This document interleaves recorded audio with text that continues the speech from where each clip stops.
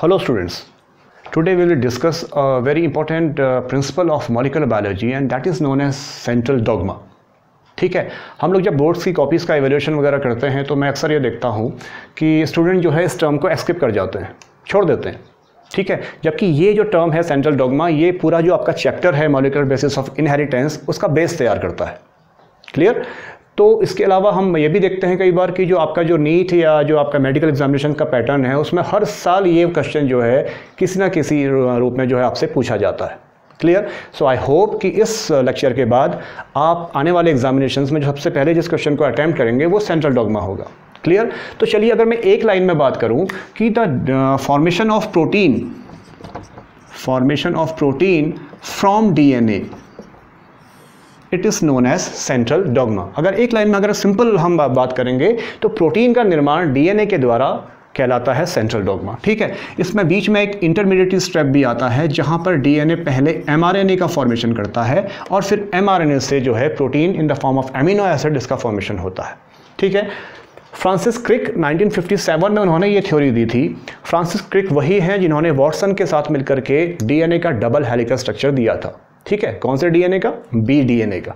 तो डीएनए और आरएनए के डिफरेंट टाइप्स के बारे में हम लोग डिटेल में लास्ट लेक्चर्स में डिस्कस कर चुके हैं. ठीक है, तो फ्रांसिस क्रिक ने क्या कहा था कि the general flow of genetic information, इस थ्योरी का नाम था general flow of genetic information. It means एक स्पेशल फ्लो भी होगा. ठीक है, स्पेशल फ्लो की बात अभी हम करेंगे आगे, अगर हमें टाइम मिला इस चैप्टर में, इस लेक्चर में सॉरी, तो फिर हम उसके बारे में बात करेंगे. अभी जो जनरल फ्लो इन्होंने दिया था वही इसका बेस तैयार करता है सेंट्रल डॉग्मा का. ठीक है, तो आपने यहाँ पर क्या देखा कि डीएनए से एमआरएनए का फॉर्मेशन हो रहा है और फिर एमआरएनए से प्रोटीन का फॉर्मेशन हो रहा है, यानी कि 2 स्टेप में ये प्रोसेस पूरी हो रही है सेंट्रल डॉग्मा की. Central dogma of molecular biology या central dogma of protein synthesis भी इसको कई बार कहा जाता है. ठीक है, तो यहाँ पर क्या हो रहा है, एमआरएनए का फॉर्मेशन डीएनए से जो हो रहा है इस प्रोसेस को हम कह देते हैं ट्रांसक्रिप्शन.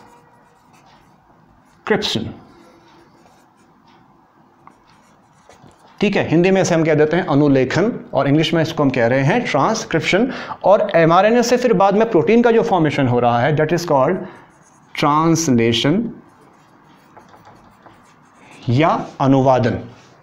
ठीक है, डीएनए से डीएनए का ही बनना, ठीक है, ये प्रोसेस कही जाती है, इसको हम कह देते हैं डीएनए रेप्लिकेशन. ठीक है, अब ये डीएनए रेप्लिकेशन की आवश्यकता क्यों है?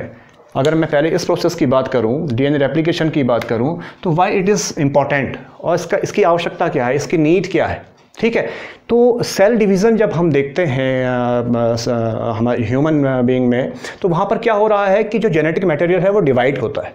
ठीक है, जेनेटिक मटेरियल डिवाइड्स होता है with the help of some enzyme. यहाँ पर डीएनए पॉलीमरेज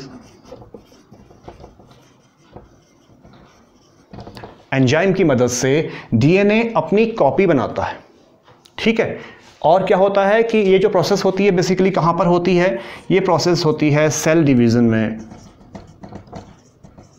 अगर आप लोगों ने सेल साइकिल क्लास 11th में पढ़ी है तो वहाँ पर इंटरफेज स्टेज में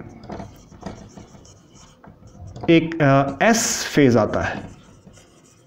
एस सब फेज, जिसको हम संश्लेषण प्रावस्था भी कहते हैं, वहाँ पर क्या होता है, डीएनए रेप्लिकेट करता है. डीएनए का जो डबल हेलिकल स्ट्रक्चर है वो क्या करता है, वो डीएनए हेलिकेज एंजाइम से जो है अलग अलग होता है और फिर टेम्पलेट में जो है कॉम्प्लीमेंट्री डीएनए का जो सेगमेंट है वो जुड़ता है और डीएनए का रेप्लिकेशन होता है. ठीक है, तो एक तरह से आप समझ लीजिए कि जो हेलिक्स जो है वो आइडेंटिकल रूप में फॉर्म होता है वहाँ पर. और ये प्रोसेस बहुत इंपॉर्टेंट है सेल ग्रोथ के लिए. ठीक है, सेल की रिपेयर के लिए, और आपको पता ही है कि जनन के लिए तो आवश्यक है ही है, यानी कि जो प्रोसेस ऑफ रिप्रोडक्शन है वो इसके बिना पॉसिबल नहीं है.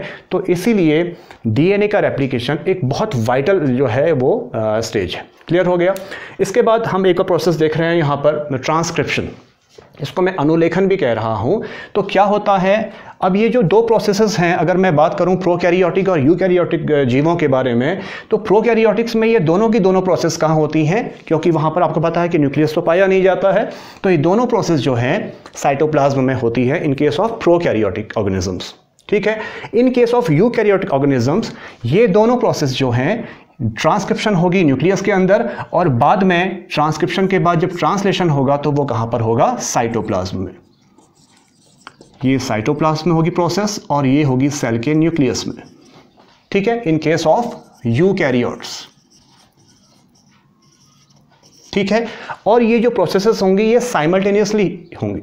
ठीक है, पहले ट्रांसक्रिप्शन होगा एंड देन फिर ट्रांसलेशन होगा, जबकि प्रोकैरियोटिक में ये जो है ये प्रोसेस जो है साथ साथ भी हो सकती हैं। ठीक है, इनका उसके क्रम के बारे में पता वहाँ पर नहीं चलता है।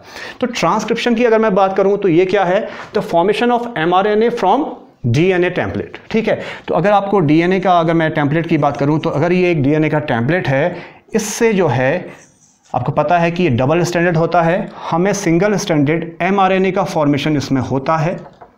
ठीक है, यहाँ पर क्या होता है, यहाँ पर हमें आपको पता है कि इस प्रकार से जो है नाइट्रोजन बेसिस जो हैं इसमें लगे होते हैं।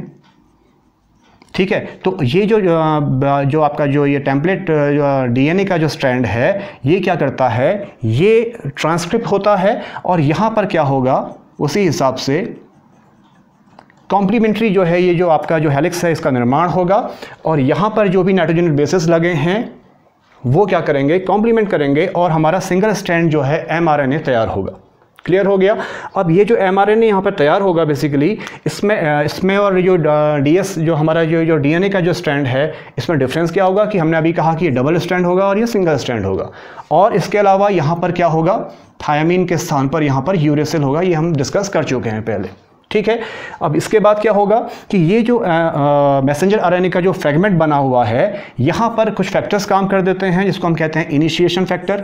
अगर मालूम चले, हमें अगर ये मालूम चलेगा कि हमें इस वाले उस पर काम करना है तो यहाँ पर जो है RNA पॉलीमरेज एंजाइम, ठीक है, यानी कि DNA से जो mRNA का जो फॉर्मेशन हो रहा है उसके लिए RNA पॉलीमरेज एंजाइम जो कि DNA डिपेंडेंट होता है वो यहाँ पर एक्ट करता है।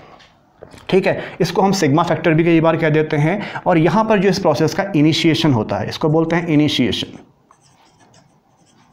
ठीक है, अगली प्रोसेस फिर हमारी होती है जहां पर ये जो आपका जो हमारा जो डिजायर्ड सेगमेंट है वो आगे को जा रहा है, इसको हम कह देते हैं इलॉन्गेशन।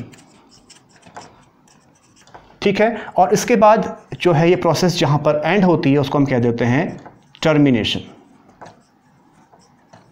ठीक है, और हमारा एक mRNA का जो है स्ट्रैंड है उसका फॉर्मेशन होता है और न्यूक्लियस से ये बाहर निकलता है। ठीक है, उससे पहले क्या होता है, इसमें कैपिंग और टेलिंग होती है। इसके बारे में हम जब हमने mRNA पढ़ा था वहाँ पर डिस्कस कर लिया है इसके बारे में।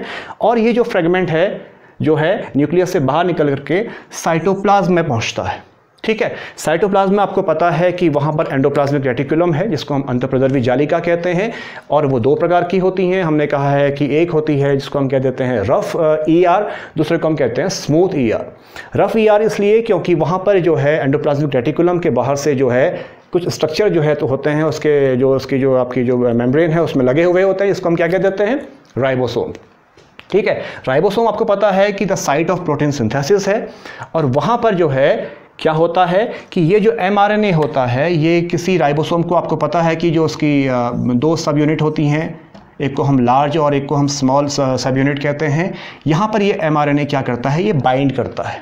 ठीक है, ये mRNA का जो भी फ्रेगमेंट है ये यहाँ पर बाइंड करेगा, और जब ये बाइंड करेगा तो यहाँ पर क्या होगा, इनिशिएशन यहाँ पर भी होगा, यानी कि यहाँ पर एक स्टार्ट कोडॉन यानी कि तीन ट्रिपलेट के फॉर्म में जो कोडॉन यहाँ पर क्या करेंगे, अटैच करेंगे। ठीक है, और यहाँ से जो अटैच करेगा वो 5 और जो 5 प्राइम एंड है वो यहाँ पर जो है से अटैच करेगा। अब हम जो mRNA का फ्रेगमेंट है वो उसका कौन सा सिरा 5 प्राइम है और कौन सा 3 प्राइम है ये कैसे मालूम चलेगा, हमें हमेशा ये पता होगा कि अगर ये 3 प्राइम एंड है और ये 5 प्राइम एंड है तो यहाँ पर क्या होता है, ये वाला एंड जो 5 प्राइम एंड है ये मिथाइलेटेड होता है। ठीक है, यहाँ पर जो है इसको जो है ग्वानिन से किया जाता है, इसका मिथाइलेशन किया जाता है, और जो 3 प्राइम एंड है उसको पहचानने के लिए आप देखेंगे कि यहाँ पर पॉली ए टेल होती है। ठीक है, ये मिथाइलेशन क्यों किया जाता है बेसिकली, ताकि यहाँ पर जो है म्यूटेशन जो है ना हो पाए उस तरीके से, और ये जो फ्रेगमेंट है फिर बाद में जाकर के बाइंड करता है राइबोसोम से, राइबोसोम की जो आपकी जो सब यूनिट्स हैं वहाँ पर। और आपको पता है कि यहाँ से जो इसका जो इनिशिएशन होता है वो जो है स्टार्ट कोडॉन के द्वारा होता है, और वो होता है AUG। ठीक है, AUG को हम स्टार्ट कोडॉन भी कह देते हैं। और वैसे ये जो है ये METH मिथायोनाइन जो आपका बेसिकली एक अमीनो एसिड है उसको भी ये कोड करता है। AUG टाइप में आपका जो है ट्रिपलेट कोडॉन है। ठीक है, और इस प्रोसेस को जो एंड करेगा वहाँ पर जो है स्टॉप कोडॉन जो होता है वो काम करते हैं। आपको पता है कि 3 स्टॉप कोडॉन होते हैं, UAG, UGA और UAA। ये 3 स्टॉप कोडॉन जो होते हैं इस प्रोसेस को स्टॉप करते हैं, इसको रोकते हैं। ठीक है, और यहाँ पर आपको पता है कि आपने जब हमने स्ट्रक्चर पढ़ा था tRNA का, ट्रांसफ़र RNA का, तो हमने देखा था कि उसका जो एंटीकोडॉन लूप होता है वो क्या करता है, यहाँ से जेनेटिक इन्फॉर्मेशन को जो है रीड करता है और उसके हिसाब से अमीनो एसिड फॉर्मेशन करते हैं, और यहाँ से अमीनो एसिड जो है फॉर्म होते हैं और उनके बीच में पेप्टाइड बॉन्ड होता है। ठीक है, तो ये सारी की सारी जो प्रोसेस है, ठीक है, इसको हम कह देते हैं सेंट्रल डॉग्मा।